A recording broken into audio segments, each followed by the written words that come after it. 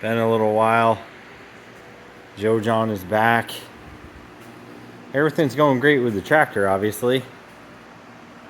So, pretty sure we got a cracked block. Had some professionals look at it. Got some dye penetrant, really gonna verify, but we are in disassembly mode. Here's the front axle, beam. Wheeled that over. The loader arms, carriages, whatever, frame.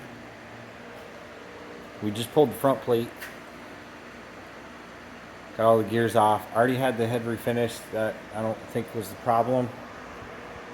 Getting ready to pull the oil pan and some of this stuff, and then we should have the block off maybe today. A little bearing. See what we can do.